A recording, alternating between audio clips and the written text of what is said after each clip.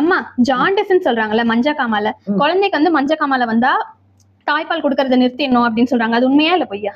அதை பத்தி தெரியுமா? அப்படியே வந்து என்னதான் மஞ்சக்காமால வந்தாலும் குழந்தைக்கு தாய்ப்பால் கொடுக்கணும். அது கொடுக்க கொடுக்க நல்லதுதான் அந்த குழந்தைக்கு. ஓகேவா? இதுல வந்து 2 டைப்ஸ் இருக்கு. பிரெஸ்ட் மில்க் ஜாண்டிஸ்னு ஒண்ணு இருக்கு, பிரெஸ்ட் ஃபீடிங் ஜாண்டிஸ்னு இருக்கு. அதை வந்து நம்ம அடுத்த வீடியோல அப்படின்னா என்னன்னு பார்க்கலாம். தாய்ப்பால்ல இருக்கிற சில இது வந்து செரிக்காம ஜாண்டிஸ் வரும் குழந்தைங்களுக்கு. அது வந்து breast milk jaundice. Breast feeding ஜாண்டிஸ்ன்றது தாய்ப்பால் வந்து கொடுக்காம இருக்கிறதுனால ஜாண்டிஸ் வரும். சோ இதுக்கு இந்த டைப்ஸ் எல்லாமே நம்ம அடுத்த வீடியோல வந்து பார்க்கலாம். ஆனா 2 கண்டிஷன்லயும் குழந்தைக்கு தாய்ப்பால் கொடுக்கணும். அம்மா இப்ப வந்து தாய்ப்பால் கொடுக்கிற தாய்மார்கள் வந்து மருந்து எடுத்துக்கிறாங்கல்ல, எதனா ஒரு கண்டிஷனுக்காக மருந்து எடுக்கும் போது குழந்தைக்கு தாய்ப்பால் கொடுக்க கூடாதுன்றாங்க. அதை பத்தி நீ என்ன நினைக்கிற?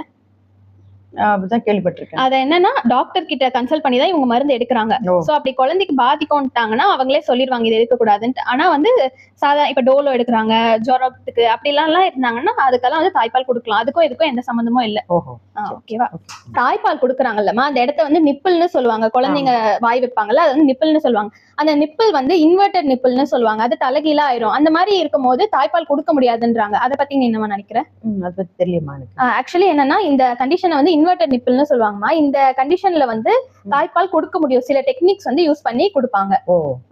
அப்படி எக்ஸ்ட்ரீமா கொடுக்க முடியாத அளவுல இருந்துச்சு அப்படின்னா அவங்க எக்ஸ்ட்ராக்ட் பண்ணி அதை எடுத்து பாட்டில் வழியா எக்ஸ்ட்ராக்ட் எல்லாம் பண்ண முடியும். எக்ஸ்ட்ராக்ட் பண்ணி குழந்தைக்கு வந்து கொடுக்கலாம். ஆனா தாய்ப்பால் குழந்தைக்கு நல்லது.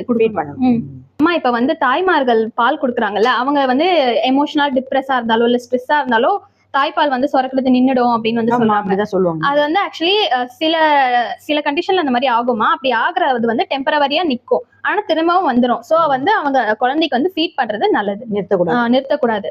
அத காரணமா வச்சு. Thank you. Subscribe for more videos.